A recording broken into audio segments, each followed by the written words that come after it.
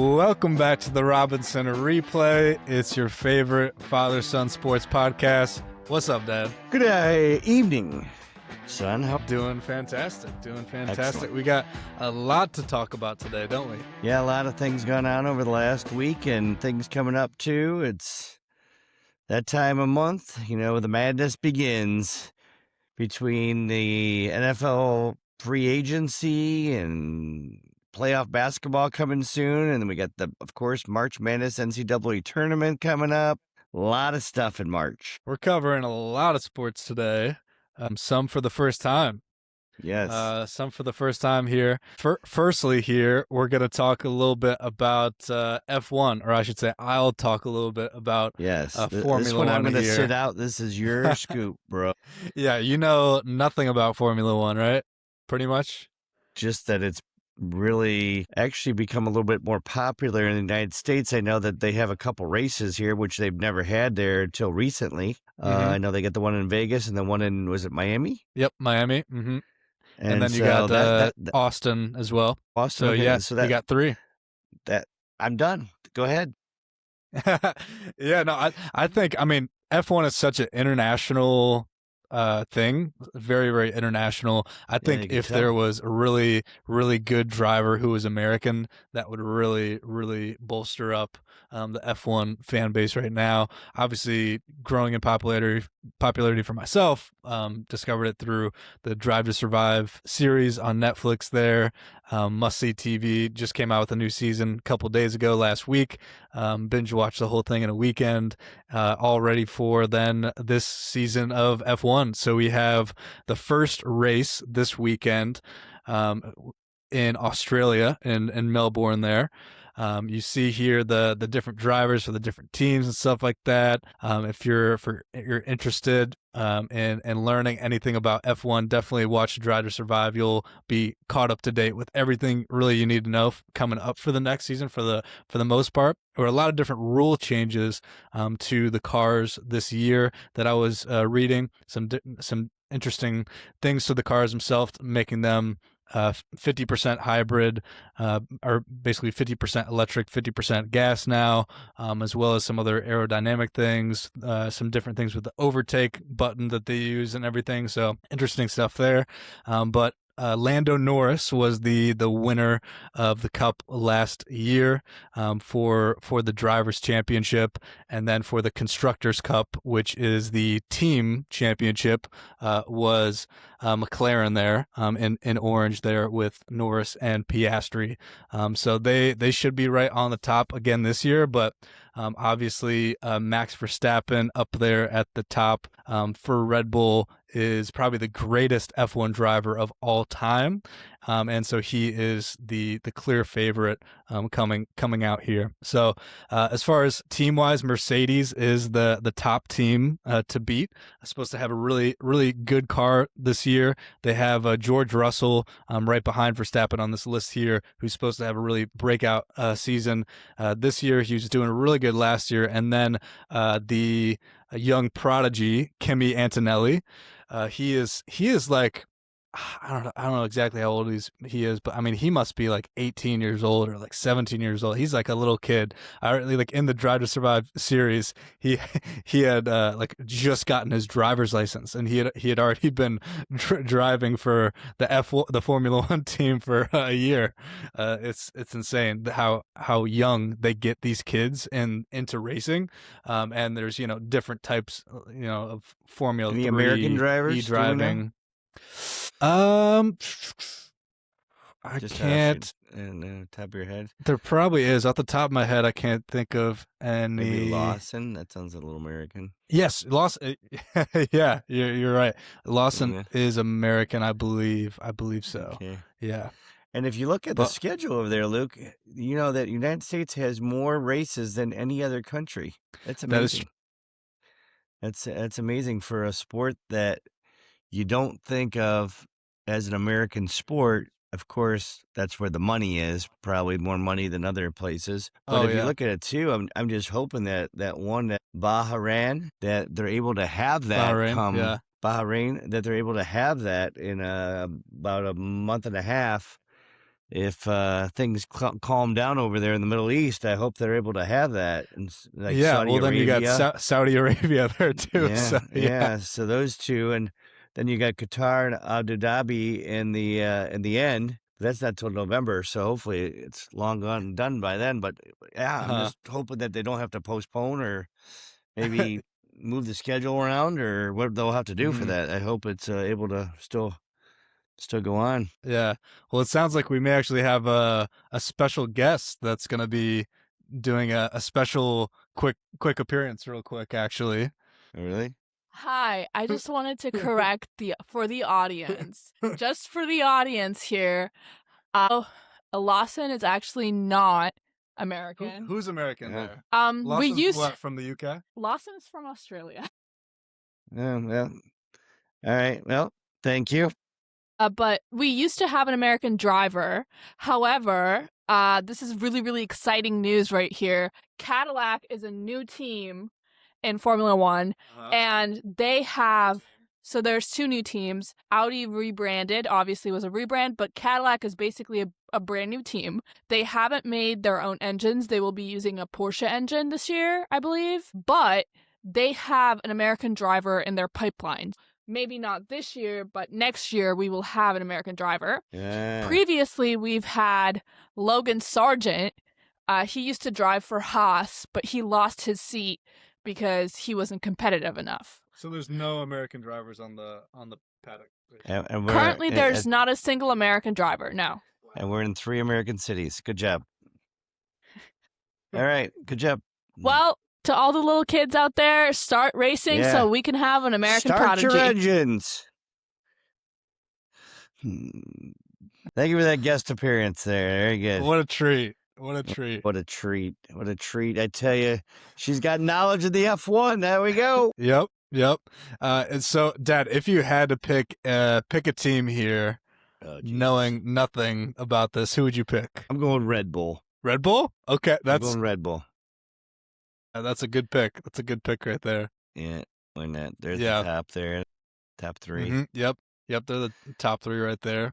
I think I hope Mercedes can pull it off there. They're the favorite right now in the beginning of the season.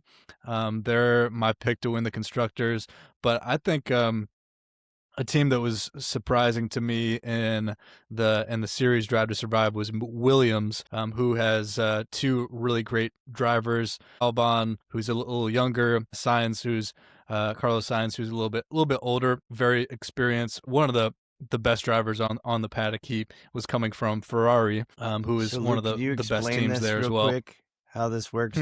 So everything has 2 drivers. It looks like, is that correct? Correct. Yeah. So every team, there's 11 teams and then 22 drivers. So every team has 2 drivers. Yeah. So they they all race around, and basically the top 10 get points every single race.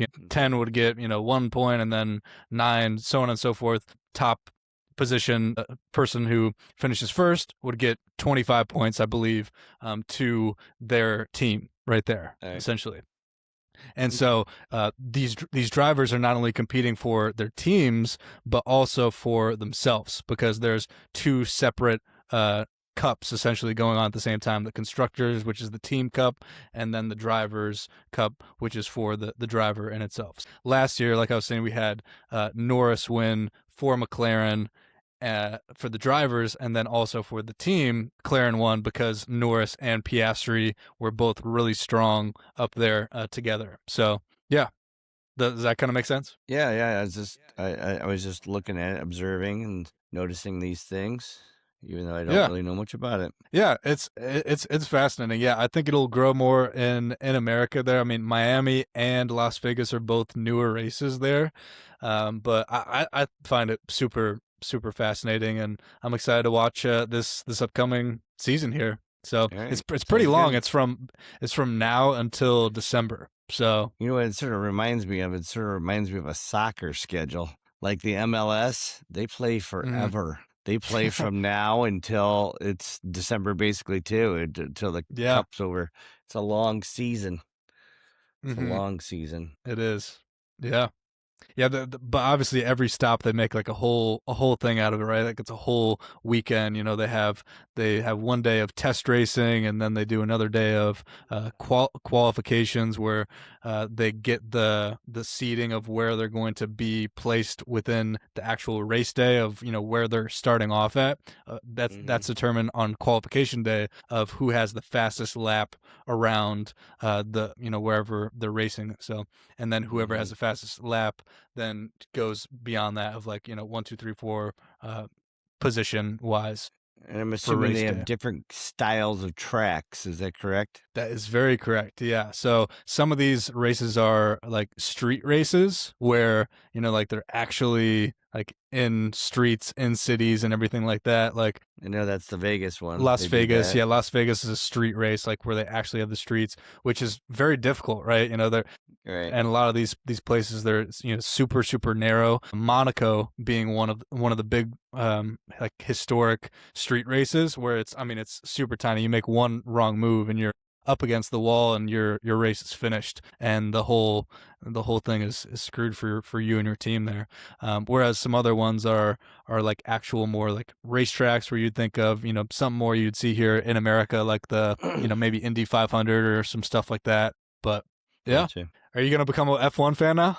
So is an F1, is that different than like the Indy 500? Are they the same kind of car, a little different? Different car, yeah, different car. I'm not entirely sure exactly all the differences there, but it is a different car. Yeah, Formula One and IndyCar is like completely different sport. Different drivers, different cars, so, yeah. different teams, and everything. Yeah. Mm-hmm. It's amazing. We have NASCAR, F1, and IndyCar. That's quite a bit of car racing, and then there's more too. More. There's a lot lots more. But Yeah. I'm just saying. Oh yeah. Mm-hmm. Yeah. Yeah. No. The world of racing is very very fascinating. I'm getting into it a little bit. Seeing the Drive to Survive, like it really makes me want to like get in one of these race cars, and I don't know. I might go to Indy sometime here soon. They have something like that where I can get in one of these, some kind of a race car. Autobahn. Yeah. In Germany, the Autobahn. Yeah. Is there any German races? There's one, huh? No German races. I don't see anything. No German. No. Yeah. Interesting. But yeah, that's F1 for 2026. Right. May pop back up, see how we're going with the season, who's leading and stuff here. But yeah, let us know if you want us to talk more about F1 or if this was fascinating at all, or if we're just wasting your time and you skipped right over this. So that's fine. It's a little educational. Yeah, it's something different. It's a all encompassing sports podcast. We can't just talk about football and basketball, right? Right. I agree. Yeah. And speaking of that, we got another new sport talking about here. Baseball. It is baseball season now. Baseball is back here in the month of March. We have opening day coming up at the end of March here. But first, we have a very special World Baseball Classic tournament here. And the U.S. is coming for some revenge here. Coming for some serious revenge. 4 years ago, they lost to Japan in embarrassing fashion to the U.S. as the U.S. pastime is baseball, should be baseball, and we should beat Japan. But obviously Japan stacked. Venezuela's stacked. The Dominican Republic is stacked. Puerto Rico is stacked. But the United States is also stacked. Should be the best and also stacked. Yeah. Yes. I mean, it is our sport, so we should be pretty good at it. When you look at this, I mean, this basically starts this Friday, the 6th, and it starts the 5th over in Pool C, and it goes all the way till the championship game, which is the 17th. Or up 7th. Oh, yep, 17th. Pretty quick. So it's actually a pretty quick turnaround. It's basically about a little over 2 weeks. Sort of like just like the same kind of thing as Olympic hockey. This is not in season yet. They're still revving up for the regular Major League Baseball season. So the thing is, obviously, with the United States, and I'm sure with a lot of these other teams, there's a pitch count and inning count for these pitchers. They can only pitch on certain days. They can only pitch so many innings. They can only throw so many pitches. So there's a lot of restraints with it. Obviously, with the pitching, not so much with the batters, but definitely with the pitching. That's like Scooble will only be pitching in one game, and that's the second game against Great Britain on Saturday. While Skeens will pitch on next Monday, and Logan Webb will be our first pitcher against Brazil this Friday. And then if they make it to the quarterfinals, Webb would pitch again. In the quarterfinal, if they make it to the semifinals, Skeens will pitch again.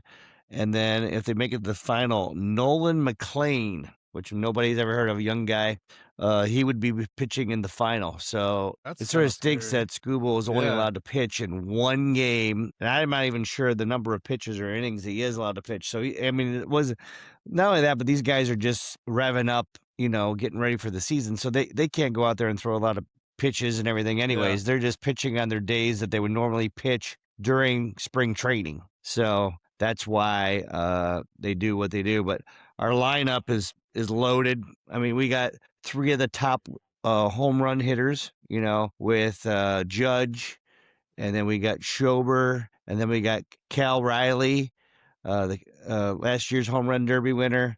So we got a lot of pop, a lot of home run hitters, and of course they're, with home run hitters you get a lot of strikeouts too. So obviously, like Luke said, the top teams, I suspect, it's going to be probably Puerto Rico in the top, United States in B. C, I think it'll be Japan, and then it's going to be, I think, a little fight between Venezuela and Dominican Republic to make it into, the semifinals. Those 4 teams, so it should be interesting. But I always like this kind of thing. It would be nice, though. They even said if this, though, was like during the mid-season, like sort of like hockey was mid-season when they had the Olympics, there really wasn't any restraints. The pitching they'd be able to pitch more and do more. But they have a pretty deep roster that, for that reason, because you can only do so much. So the roster's deep. Yeah. So did you say anything about Kershaw? Is Kershaw starting, or is he's a relief pitcher as needed? No. I named all the starters. Those are all the starters for the most games they can play is 6 games. There's only 6. It's only 6 games. 6 games, and you're champion. So those were the starters: Webb, Scooble, Skeens, Webb, Skeens, and then McLean. So obviously they're going to come in for some long relief. Some guys won't pitch as long. But, the Americans come out and stomped on San Francisco the other day, first game exhibition. I think it was like 15-4 or something like that. It was a slaughterhouse. So I think I just saw the Dominican Republic in an exhibition game against the Tigers team. They whooped them, I think. Yeah. Yeah. Yeah. I mean, these teams are loaded. Oh, yeah. Then again, I don't know. Who knows who the Tigers are actually throwing out there? I didn't look at the Giants were on there. Actually, Webb was on.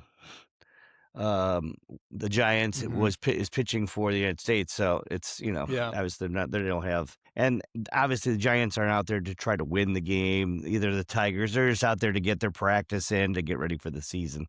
So exactly, but it should be interesting. I think it would be. It would be better if this was like an all-star break sort of yes, I extended agree. Extended all-star break, they're ramped up, more so in baseball probably than almost any other sport, is like that ramp up of, because it's such a long season. Yes. And just that ramp up for baseball, especially for pitchers, is just like, it's so crucial. And there has been injuries in the past in the WBC here that it obviously happens because they, it's instantly, I'm in a, big game instantly. I mean, it's kind of like a playoff atmosphere in some of these games. It will be right away. So it's a lot to go from nothing to this right away. So a lot of these players are, having to start their warm up a lot earlier and quicker to get into these games like this. But I'm really excited for it. Obviously, we just saw U.S. hockey and the U.S. whole team as a whole in Milan for the Winter Olympics, and so coming off that to go into this, a lot of U.S. pride to win this whole thing against Japan, especially against Otani and the loaded lineup there for Japan. So it'll be interesting. United States is the favorite. Ohtani has his own rules too. He's not going to say to the Dodgers aren't going to say to him, "Well, you're only pitching this and that." Ohtani's going to do what Ohtani wants to do. He runs the Dodgers. He owns the Dodgers basically. Yeah. And with He them, owns they the don't really Dodgers. He care. owns Japan.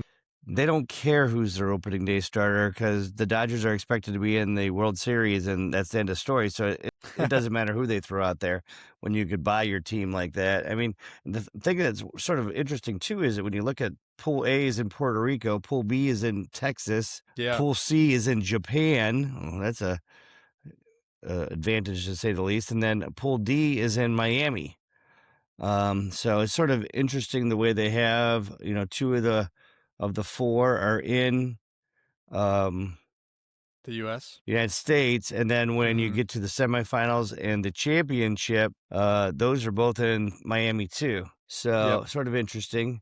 Even the quarterfinals on the CD side are in Miami, while the quarterfinals on their side are in Houston. So sort of interesting. Yeah. Because the thing is, the players that are really good players, they're going to be flying. Like if you were in the Japan division, they're going to be flying from, if you're in the Major League Baseball, you're going to be flying from U.S. to Japan to play in that pool.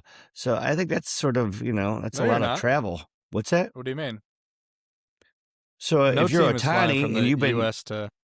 What's that? If you're on Ohtani and you're playing for the Dodgers in spring training, well, now you have to fly to Japan to play these games. Oh, well, yeah, but I mean, that's their home country. I'm sure they... I understand. Listen, I get it. I'm just saying it's travel, a lot of travel. Yeah. Yeah, I mean, it's not close by any means, but I mean, I think guess that's why LA is probably closer to Japan than some other places. I think that's why they start a day earlier than the other ones. Yeah, but yeah, I mean, Japan's going to come out of that pool there, and then they'll be in the U.S. for the rest of the time. Right. So really would love to see a U.S. Japan rematch. I know a lot of the guys were motivated by seeing Japan win lastly, and we're getting a lot of the guys all together that weren't playing 4 years ago, and now obviously taking a bit more seriously. Kind of like reminds me of in basketball, like the basketball and Olympics, when there was a year where they got knocked out. Yeah. Right. And they got like a bronze medal or something. They didn't have all their main guys like last year. And then and they didn't have all the main guys, and so then I think the next Olympics they had was probably the dream team, right? Not the first dream team, but the second dream team with like LeBron and them. I think maybe. Yeah, well, there's been a couple years where they haven't had the pros. It just wasn't just 1 year. There was a couple years they didn't have the the best of the best in the pros. So, obviously Americans don't take losing well, so they try to change that. Yeah. Hey, Luke, I noticed, by the way, you've been starting and stopping and pixelating quite a bit. Just to let you know, I don't know if that's your Wi-Fi or what. I just want to let you know that. Oh yeah, I mean it's a pretty bad storm here right now, so it says it's still recording here, so it. I know it's recording. I just want to let you know. Quality. Yeah, it's all right. Yeah. All good. But yeah, excited for baseball this season. We have opening day coming up real soon, later this month. The first week in April. Like for the Guardians, their first game is, well, that's the first home game. I don't know what their first actual game is, but they play their first home game on the 3rd of April, yeah. So the Reds opening day, it's a huge holiday around here in Cincinnati area. Their opening day here is the 26th, I think, against the Red Sox, I believe, actually. Oh, the 26th? Yeah. 26th of March? Yeah. Are you sure? Well, I'm almost positive. Yeah. They really start early this year then, because usually they don't start the first week in. Well, I guess then the Guardians are starting that day too. Actually, yeah. Looks like their first game is in Seattle, the 26th. So that's why I see. That's why they're really being very stingy with the pitching, so that they get their players lined up the right way. I see that now. Okay, because if they're pitching in the championship, the 17th, that's just a week before the actual opening of the season. So it makes sense. Yeah. But I mean, it's the opening of the MLB I season. know. I mean, you That's have what I think too. a hundred freaking games. I mean, this is for it Exactly. all. This is for your It's a country. hundred. Come on. That's exactly what I think too. It's a 152 game season.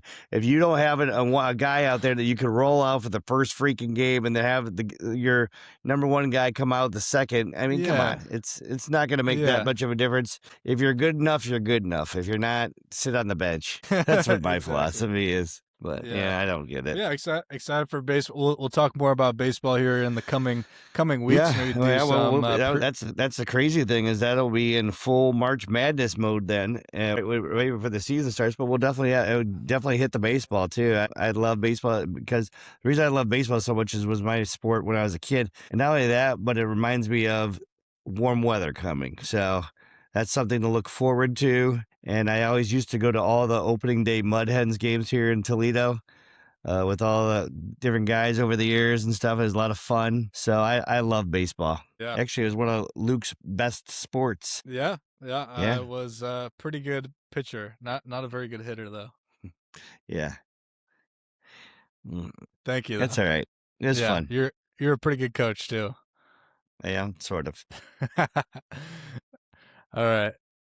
Next year we have the college hoops quickly. Michigan beat Illinois, and Arizona beat Kansas. So they Michigan stomped on Illinois. That was a big mistake. I don't know why you picked Illinois. Yeah, I know neither. And then Arizona pretty much handled Kansas. Yep, so both got that one right. Kansas looked awful last night. They got stomped after their coach got 2 tees and thrown out of the game last night.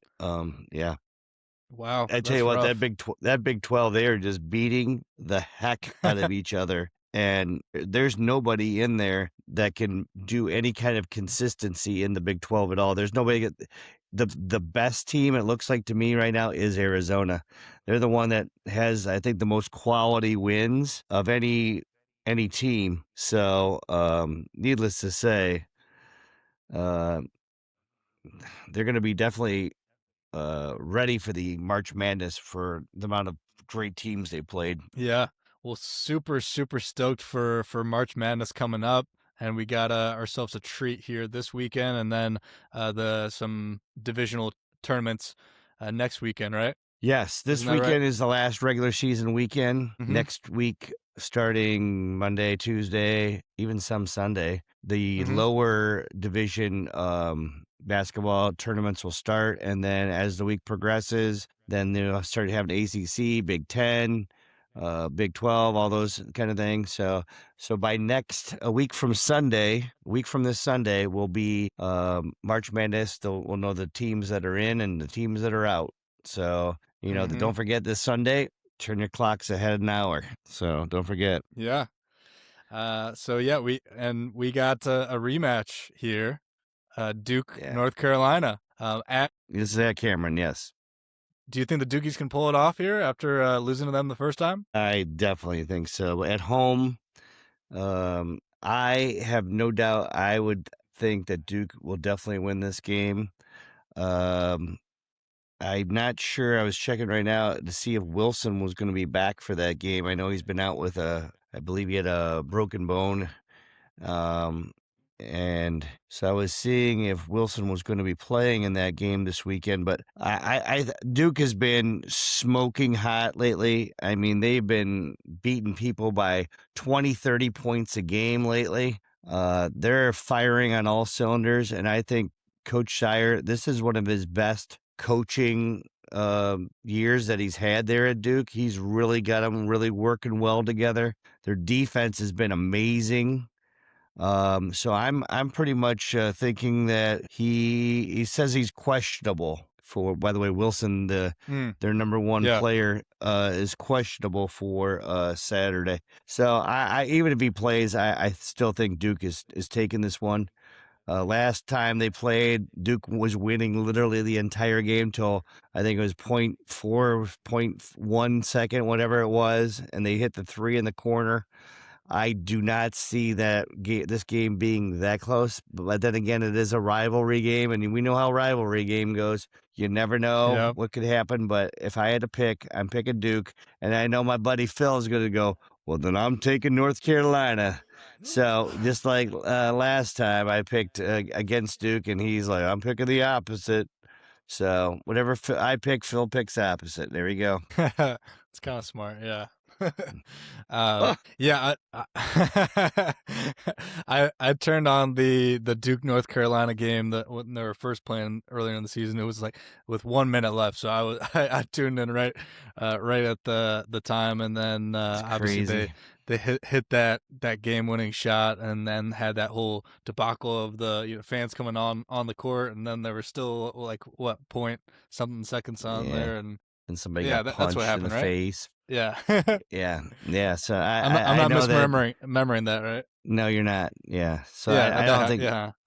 Coach Shire would not allow that to happen at his and the court and Coach K court. So that Yeah. he would make sure the fans stay off of it. So Yeah, Duke, the Cameron Indoor is too it's locked down. It's yeah. too Well, and not only professional. that is it's a tiny little high school gym. It's not very big. So Yeah, um, someone would get killed, trampled in that thing. There's no yeah. space, but I'm gonna Should be pick a great Duke. game. I'm gonna pick Duke in this one. Yeah, Yeah, you doing Duke? I'll pick Duke. Heavy favorites in this one, even though I mean it's really a toss up game. Truly rivalry game. North Carolina is really good. They're ranked 17th right now. They're 24-6. So definitely a high chance of them going deep into the tournament. And who knows, they could meet for a third time or a fourth Yeah. time if they play in the Yeah, they could play for a fourth ACC too, time. right? They could play in the ACC tournament too. Yeah, yeah. So never know. Yeah, that'd be nuts. That'd be nuts. And then over here on Sunday, we have a Michigan matchup, Battle of Michigan. We got the number 8 Spartans at the number 3 Wolverines. Yeah, this one, I'm leaning Michigan. I got to go Michigan on this one. They're playing at home at Chrysler Arena. Yep. I just think, they should beat them by about 6 to 8, I would say. But then again, obviously rivalry game, in-state game. But I like Michigan in this one, even though Michigan State, I think, has played a little bit better ball lately. But I'm going to go Michigan. Yeah, Michigan State. Don't know too much about them, honestly, but 24-5 here. They have a loss against Duke, a loss against 13th ranked Nebraska, a loss against Michigan earlier in the season by a dozen points. Yeah. And 2 really bad losses against unranked Minnesota and unranked Wisconsin there. So yeah, that's why that's why pretty the first time I knew they beat them in double digits. That's why I was going 6 to 8 this game. It's hard to beat a team twice, but I think Michigan can get the job done. Yeah, Michigan State second ranked team in the Big Ten ranking wise there. So yeah, yet again they could meet again in the Big Ten tournament as well there potentially. Yep, definitely. But even though I'm a Michigan fan, for the plot here, I'm gonna go with the Spartans. I'm gonna go with Michigan State. We'll keep a plot going on. Are you writing a book? No, that's just a saying on the internet. You know, it's a joke. okay. I know. I'm gonna pick Michigan State here. I think with one of these games, obviously I want Duke to win and I want Michigan to win, but with one of these games, I'm sure we're gonna get it wrong. So I'm gonna go with this one. I'm gonna go Michigan State over Michigan in this one, and yeah, we'll see how that pans out. All right, we'll see. Can you hear that? It is like thunder and lightning and like crazy out here. I do not. No, yeah, it's going crazy right now. Yeah. Hopefully I don't lose connection. Yeah, that would stink. Yeah. All right. Last Saturday, last Sunday, our picks here: Lakers, Warriors, Spurs, Knicks. Yeah. Lakers beat the Warriors. Knicks beat the Spurs. You picked the Warriors against the Lakers, which I don't know why you picked the Warriors. I have no idea either. It was terrible. Absolutely horrendous. We both picked the Spurs. Yeah, of course. Another horrendous game. I've lost both of them. My picker was way off last week, folks. I'm sorry. I was 1 and 3 last week. Horrendous. The Knicks dominated the Spurs, and the Lakers dominated the Warriors. I know the thing is, Lakers just, to me, There's something about them that I just don't see them going far in the playoffs. They're going to make it, but I know Steph is supposed to be coming back, but they got an uphill climb just to get in the playoffs. Sees the Spurs, they looked great last night against the Sixers, dominated them. So I don't know. No, these teams are just up and down, very inconsistent right now. I know it's different ball during the season than playoff basketball, totally different.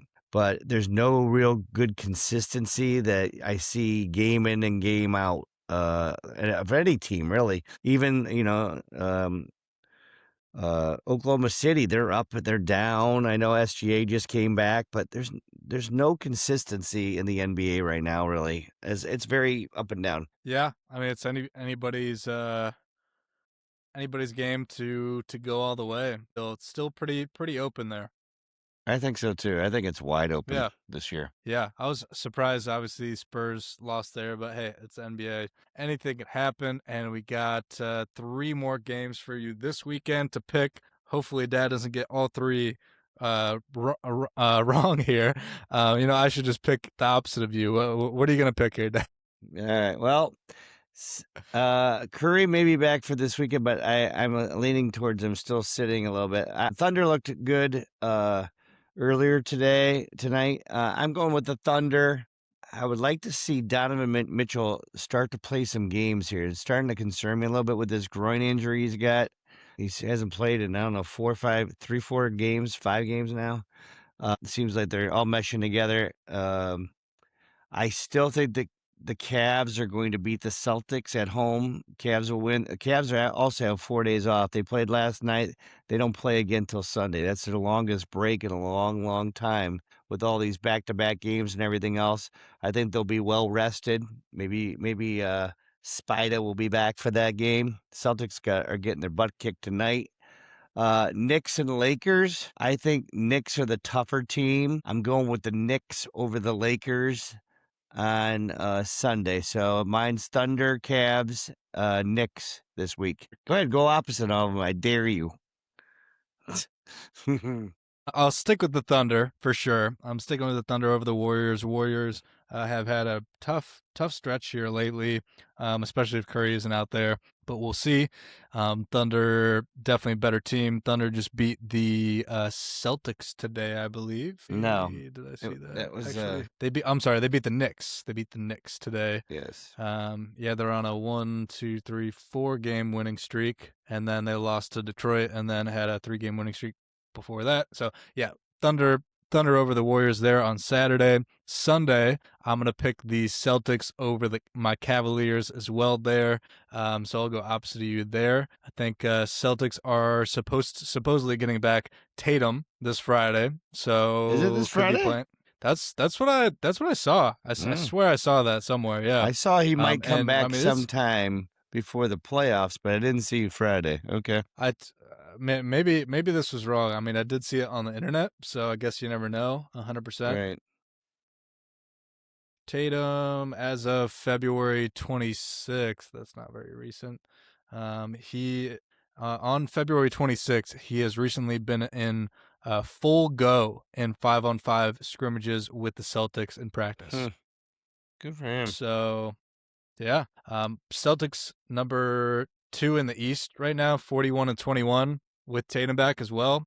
Yeah. I mean, geez, it can kind of mess things up with them a little bit, but I don't think so necessarily. I think they're the team possibly to beat in the East with Tatum back as well.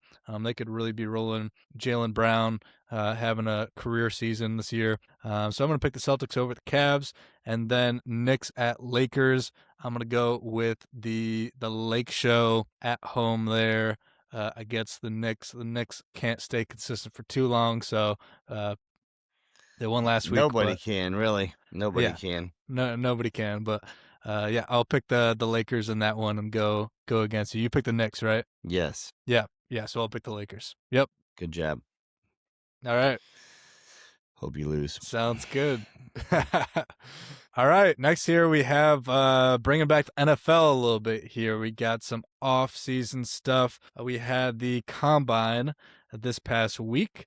So the NFL Combine here, you see some on the left here. We have an updated mock draft, not our mock draft we just saw online here of just potential mock draft, what could happen after the mock draft, after the combine. And then over here on the right, we have the top 40-yard dash times at the combine there. Look at that. You got a Cincinnati boy on there, Luke. I was just going to say that. Yeah, we got Jeff Caldwell, wide receiver from Cincinnati. He's big too. I think he could really be a stud. I'm excited for who picks him. I hope the Browns pick him. That'd be pretty cool. Yeah, well, the Browns need a lot of things. They could pick two in each position and still be hurting. But yeah, I tell you what, this combine was the combine of all combines here. We had players just running out of their shoes, verticals, long jumps, not long jumps, just standing long jumps. Yeah. Standing long jumps. Pushing the weight. I mean, these guys they know the routine. They know what they need to do for this combine, and they are going all in. They're really training for it. I think not that players didn't train in the past, but I think nowadays, this is where they know that they could possibly get a bump or two up the rankings, and then they can make more money. That's millions of dollars. Oh, yeah, yeah. So I really think that these players are really going all in for these combines. I mean, this was the number one fastest times for every position except quarterback in the combine era. So and it was the second most, I think, actually. Yes, and that was the second most. Uh-huh. So it really tells you that these guys are honing in on their skills and really doing amazing things at this combine. I mean, for instance, you see over there on the left, you see Sony Styles. He was ranked anywhere from 12 to 15, and now he's shot up to 2 because he was a cyborg out there. He was unbelievable. He was all over the place, running, doing great things. And his vert was amazing. So he really helped his draft stock. Arvil Reese, once again, this was a Buckeye kind of deal here that all the Buckeyes did really well in the combine. The only one that didn't test at the combine, Caleb Downs did not test at the combine. So, it came out sometime this week that supposedly he had a degenerative knee. That's why he, maybe didn't do the combine and yada yada. Then it came out now, well, maybe he doesn't have a degenerative knee. So, people have said he doesn't. So who knows? And as of that, it's still we'll see how he does at his pro day at Ohio State. That'll be the big tell-all. To see if, he checks out with the doctors and everything to see if he's in that top 5. They got him going down to Tennessee here in this mock draft to the left. We will do another mock draft or 2 of our own before the actual thing. I like to do 2 of them, maybe one at the end of March, beginning of April, and then one right before the actual draft. And then we'll try to do maybe a live show for the draft. That's what we might try to do. Maybe get a couple guests on, a couple Steeler fans, a couple Browns fans. We can talk on here, shoot it in a little bit. It'll be fun. We'll see how that would work out. But yeah, Arvil Reese, he really helped his stock. And the only thing that the people have complained about this whole thing is, if you're a Buckeyes fan, is the whole Carnell Tate, which he didn't run as fast as people wanted him to run. He's not the fastest runner. He ran like a 4.53 or something like that. Not fast for a receiver, but listen, he could run the whole route tree. He knows how to get behind the defense for the home run ball. So he's going to be just fine. People made a big thing out of it, and it really wasn't a big thing at all. But I tell you what, the players that did show up at the combine, most of them did help their draft stock tremendously, I think. Mm-hmm. Yeah. Did you watch any of it, Luke? Yeah. I watched a lot of it. I didn't know. I didn't watch too much. I mean, I saw some highlights, saw some talking points from Pat McAfee show and there. Pat McAfee show was there at the combine. So Been listening to a lot of that there. But yeah, just the takeaways of the fastest basically in every single position at the same time where a lot of these guys are bigger than they have ever been, right? So you would think that if they're even bigger, then they would get maybe a little bit slower, but it doesn't seem to be the case. They're just freak athletes year after year, and I don't think it's going to get any different. I mean, we may hit a plateau at some moment here, but I'm Right. interested what you think here, Dad, for the Browns for the sixth pick here. They haven't taken Cardinal Tate. Will he be Yeah. there? Will he not be? But the Browns did make a trade with the Texans recently. Do you think that will take into account what they do at number 6? Yes and no. They need 5 linemen because they basically don't have any. So Uh-huh. Titus Howard was the name of the. We'll probably hit a little bit of that in free agency, but he is the guy that the Browns traded for a 5th-round pick, the Raiders' 5th pick, Yeah. to be either right tackle or guard. But the Browns need 4 more guys at least. And so I think personally they would pick a tackle here. I think their best case scenario would be to move back 2 to 4 spots, and I still think they get the guy they want. There's a lot of talk about this Monroe Freeling. I don't think he's going to make it to 24 in that draft over there on the left. I think he's going to be like a Yeah. 15, 17 round number guy, lower teens. But I think they go Fano, I should Mm-hmm. say Fano. I really think that he could be their guy. I tell you what, light on his feet, great lateral quickness, could pull out if he needs to pull out on screens or, blocking for the running back on the sweep. Him and Freeling, I could see them picking one of them at their first pick. And then in the other one.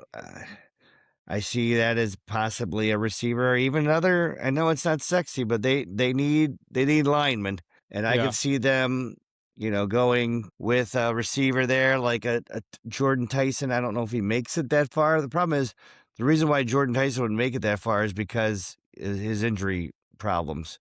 So we'll see what happens. But there's like about 4 to 6 guys I'd like the Browns to have with their 2 picks. I would like Tate. I would love to see the Browns get him. I really like Sadiq. I know we just got Fannin last year, but I tell you what, the Browns Monken like to run 2 tight end sets in the Ravens. I would love to see them get Sadiq. I know that's not a must add.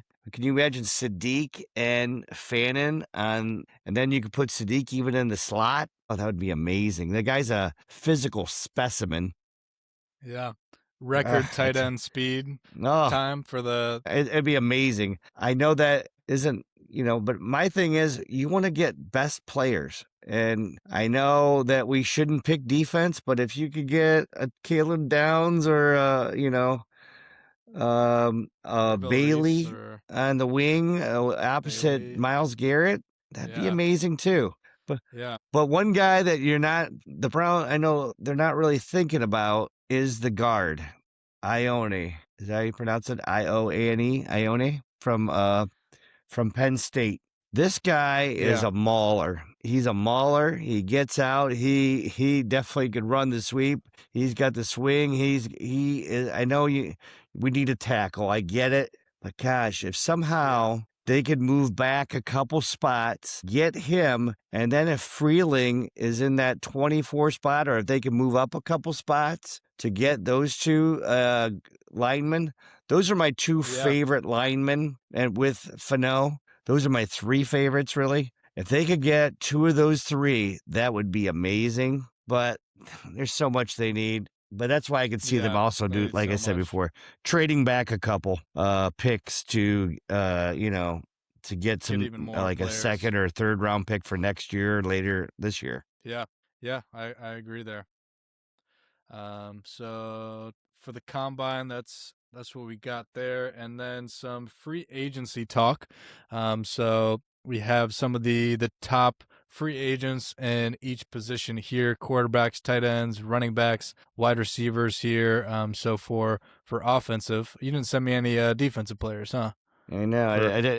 For some reason, I was having a hard time I'm just finding a realizing that. list. I know. I was having a hard time finding a list of actual defensive players. I found some over on my own, good ones. Obviously, free agency is going to be crazy. I'm telling you what, I think it's going to be a wild. Today, we started getting some more trades. People let go for salary cap reasons because they're not bad players anymore, but they're too expensive. And a lot of these teams, like you could see over on the right there, in the red, they're in salary cap problem. They got salary cap purgatory over here on there. I know today the Cowboys redid Dak's contract. Lamb, who was the other person they did?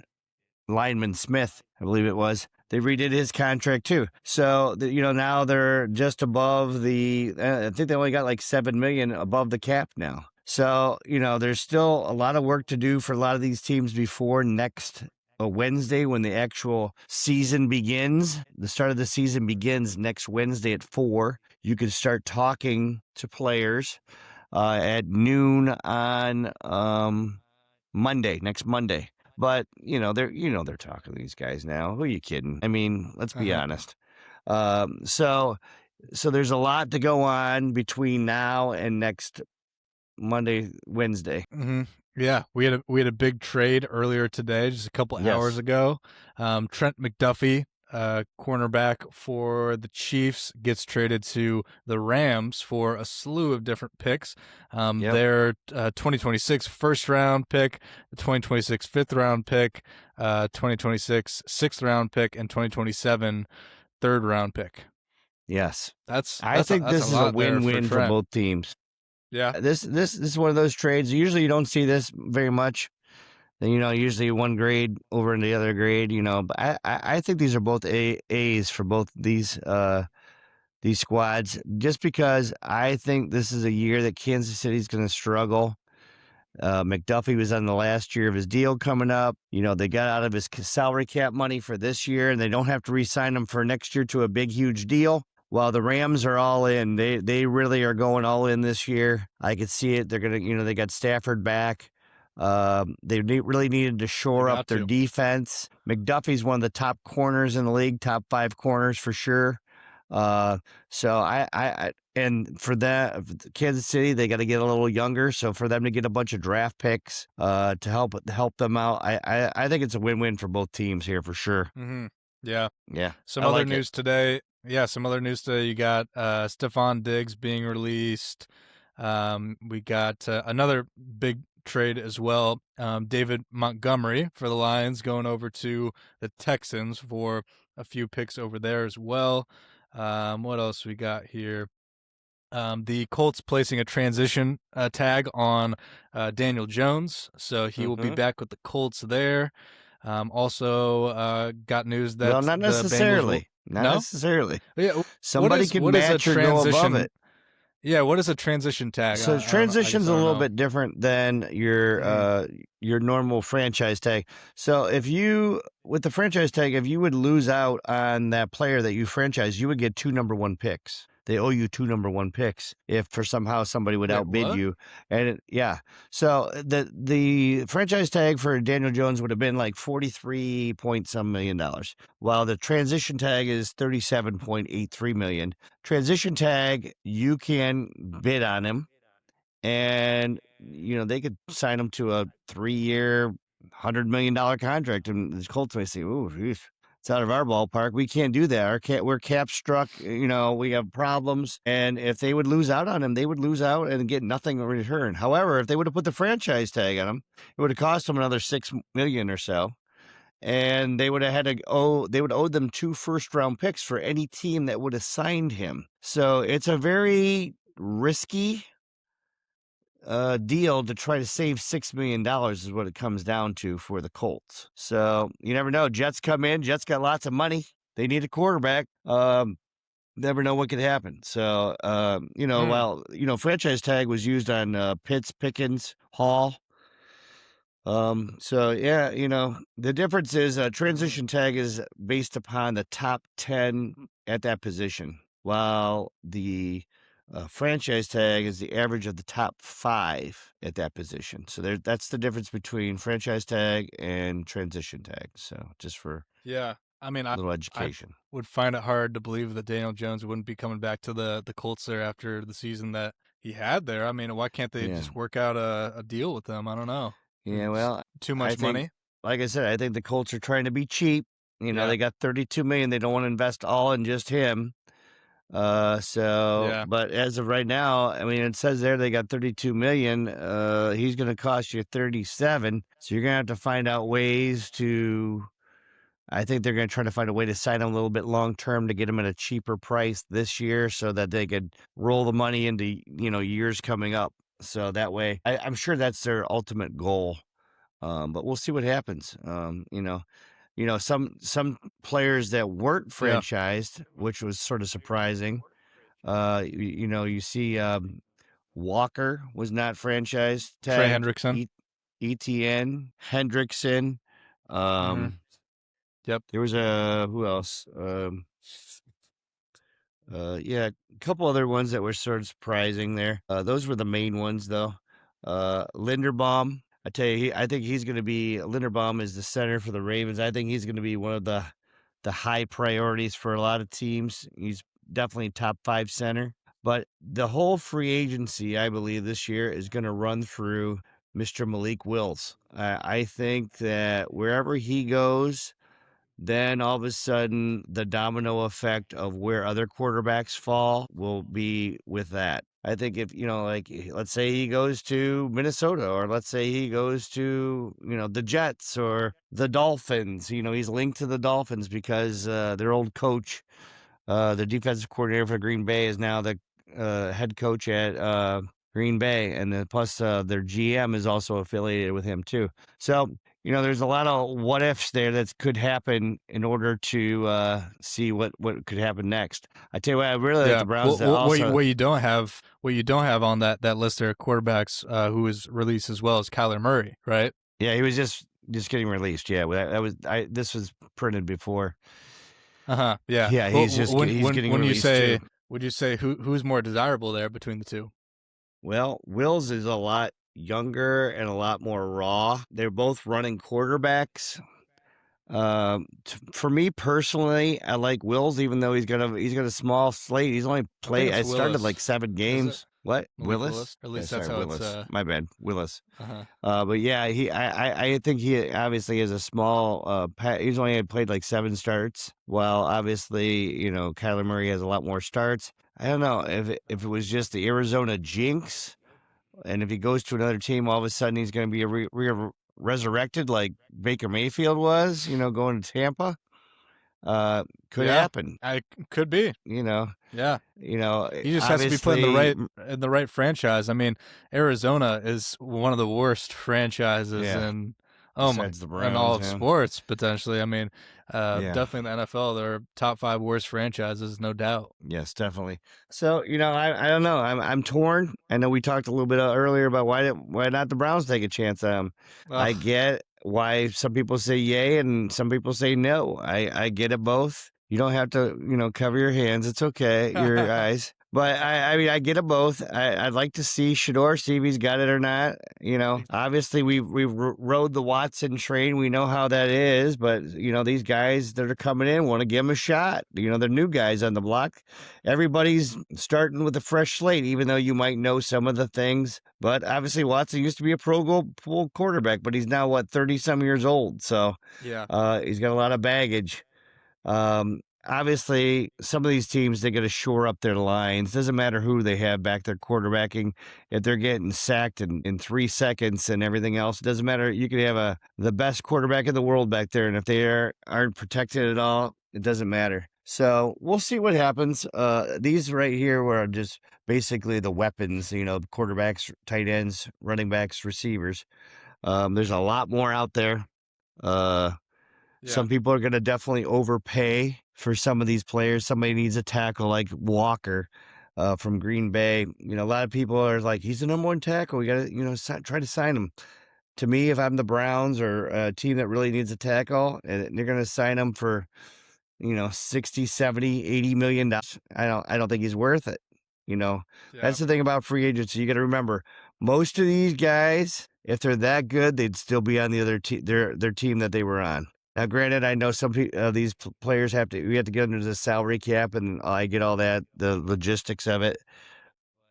Like this Bobby Okofe from a linebacker from the Giants led them in tackles last year, just a tackling machine, and they cut him. Their best defensive player, they cut him. He tackled most tackles. Well, I mean, some franchises are cheap. Yeah. Yeah, you don't want to pay them. like the Browns cutting their rookie of the year from last year. Yeah, you don't do that, but you find a way to renegotiate.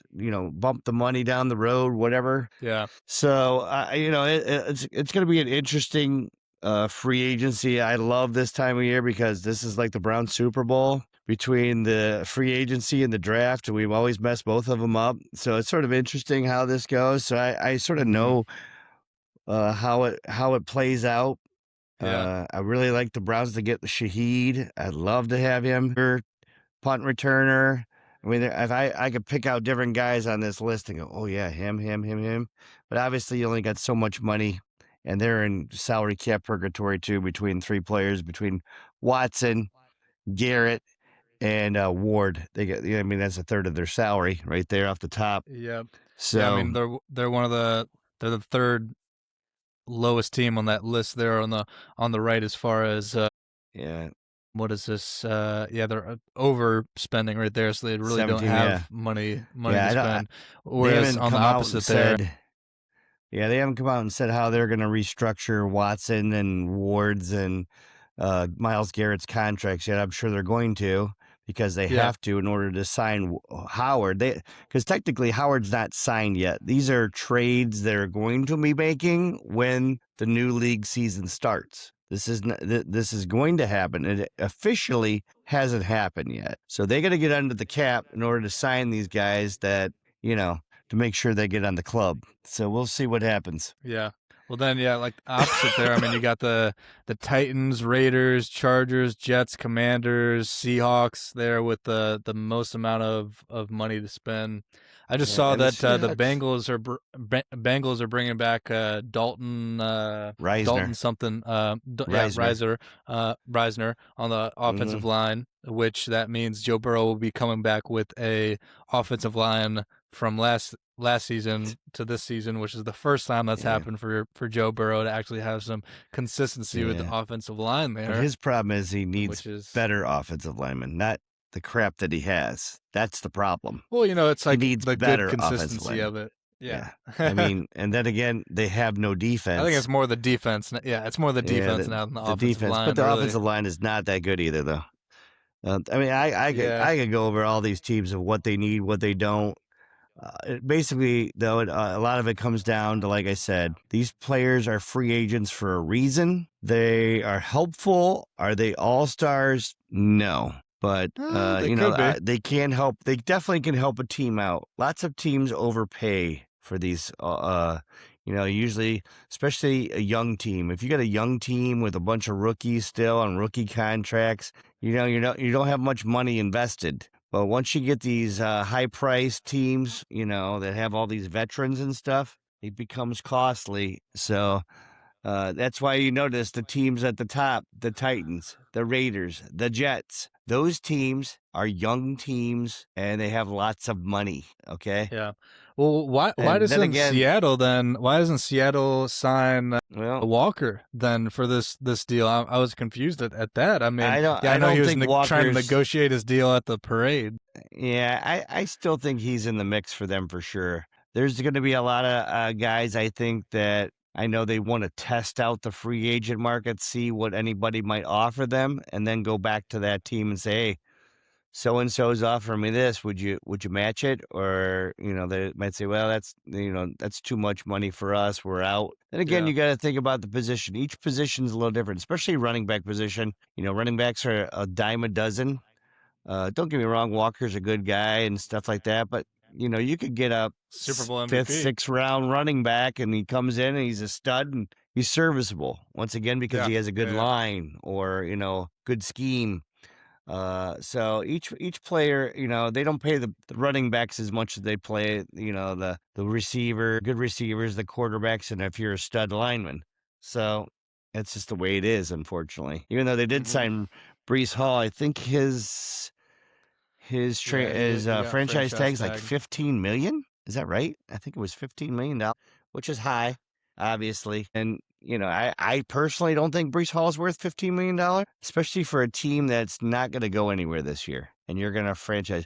So that tells me they really want to sign him to a long-term deal Yeah. because to 14 sign him mil. for 1 year for $15 million doesn't really make too much sense to me. Yeah. Well, do you think obviously a big storyline right now as well that could shake some things up is um,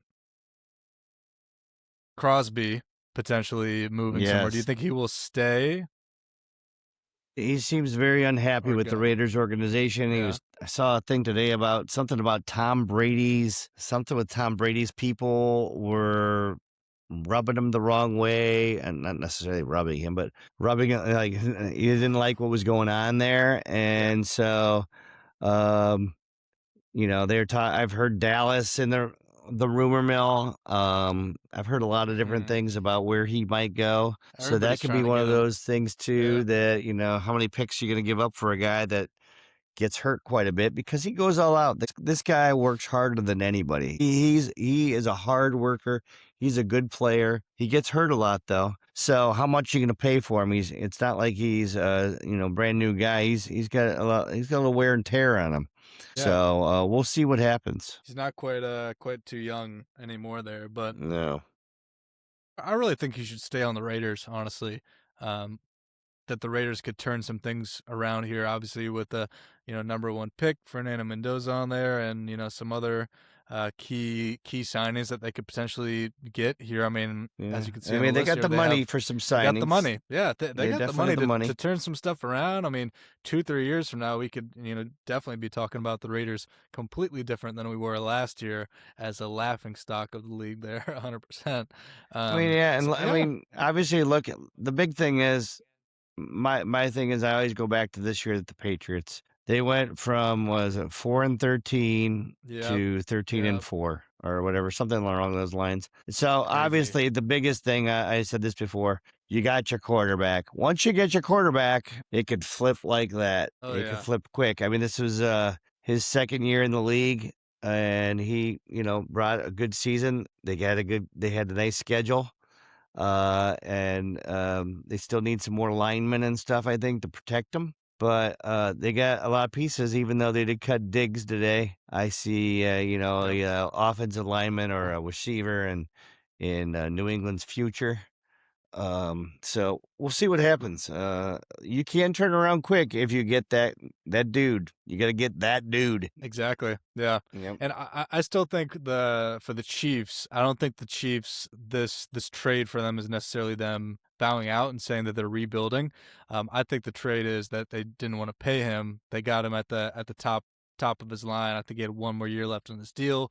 Weren't going to pay him, so we're getting this stuff for him, and getting some picks this year that can be active on a team that could potentially go to the playoffs with the Patrick Mahomes. And I think Travis Kelce hasn't made an announcement yet, but I'm leaning towards he's going to come back and try to make another run.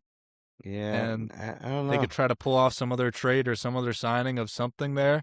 Maybe a Cheetah comes back there. Tyreek Hill comes back to the Chiefs as well. I mean, I don't see what those. do you think? No, I just don't. I haven't got a determination of how long Mahomes is out for. I want to know how long he's out for. That's what I want to know. What his timetable is. They're still one of the top teams as far as early betting for the Super Bowl champs. I think they're in the top 6 at least. If yeah, that's the case, then he's got to be coming back because there's no way the heck anybody else is coming in there and they're gonna have that kind of odds. So Vegas always knows more than everybody else does. I just don't. I don't know. I don't see him coming back. I mean, no. when did he get hurt? It was right near the end of the year. Who, Mahomes coming back? Yeah. I mean, I'm curious to know when he actually they think he could come back. I mean, and it usually takes a year or two. Obviously, he's not going to be as agile in the pocket. And the Chiefs just cut their tackle, Jawan Taylor, who's a very good tackle. They just cut him for money wise. So obviously, they're going to need some guys to protect him. They don't want him back there being a human pinata. Yeah. So I'm interested to see what their route is. That's why I think they got more picks to put some more protection in there for him to keep him upright. Yeah.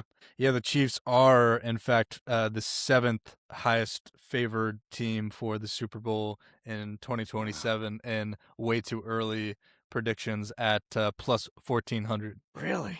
Yeah. Is that up to date? Yeah. This is up to date here. They must know a timeline. In case you're wondering on the rest of them, the top for Super Bowl as Seattle Seahawks, and then Rams, Bills, Ravens, Eagles, Packers, Chiefs, from what I'm seeing here for the betting early betting odds for Super Bowl 27. But actually now it sounds like Rams may have taken the favorite over the Seahawks after this trade. Actually, I think I told you, I think it was. Yeah. Yeah, it says Mahomes is targeting a return for Week 1, September 10th. Wow. Yeah, after a 2025 repair of a torn ACL and LCL in his left knee. That surprises me. I mean, if he can make it back by then, that's awesome. But I don't know. It says the outlook is a 9-month recovery is typical. His goal is to return without restrictions to the start of the 26th season. So that's why, you let go of a lineman. They obviously got more tricks up their sleeve if they're going to protect him and keep him upright. But when you lose an offensive lineman, you lose your best corner. It's just a part of the game. I know losing guys and bringing new guys back in, but I really think they could definitely use a running back. As you look at the free agents over here, both Pacheco and Hunt, both free agents. Yeah. They definitely need I think they'll definitely draft a running back. I saw What's some. I saw some. Definitely could draft a running back as well. And they got an extra first round pick. I mean, I saw in some mock drafts of them getting Jeremiah Love. I mean, could you imagine that? I don't think he makes it that long. I don't think he's going to make it. I think he's going to be top 5. I know that's a high for a running back. I get it, but I think he's that good. We'll see what happens. But yeah, they definitely could go Love. They could go lineman. They could obviously need a corner now. So there's a lot of ways they could go in the draft, and we'll see if they are able to do any kind of signings whatsoever in free agency. Because Tyreek Hill, first of all, you mentioned him. He may not play this year. I did hear that. He's up in the air. He's obviously doing a little bit different routine than Mahomes is. But we'll see what happens. Yeah. We got anything else for the free agency? NFL, agency? No, I just anything else. Like I said, if you're a big football guy, between now and the end of next week, a lot of action will happen. Signings, people getting traded, people getting cut. So it's I love this kind of year. You see who's trying to improve. You see what direction they're going in towards the draft. If you're loading up with different guys now, well, obviously we know what you're going to be doing later come draft time if you're in trouble in that area. So I love, like I said, being a Browns fan, this is what you look forward to. So sad. It's so sad. By the way, the Browns have also broke ground in their new stadium for all you people around the country. They got the bulldozers out and they started digging a hole. Because I forget exactly how many feet it is below the actual level of the ground. I think it's 21 feet. They're building it below the ground. So yeah, that should be interesting. They got to build it. Maybe it's 22 feet below the surface of the ground. I don't know. We'll see what happens. It's always being a Browns fan is always difficult. Yeah. So. Yeah. Alrighty. Well, that's all we got this week here. Long show. Thanks for sticking with us. Remember, follow us on all the platforms. Got the FC Cincinnati shirt on. They started their season. I'll try to see some stuff from them. Maybe we'll talk some soccer here. Some MLS. I know you don't know anything about soccer. I don't know too much either. But maybe we'll throw a soccer in here or something. Yes, I like talking about some different sports we may not even know too much about, but just to kind of throw it out there and talk Cleveland sports. Clowns owner is also the owner of the Columbus Crew. That's true. He knows how to get a winner there. Can't get a winner in Cleveland, though. Nope. Yeah.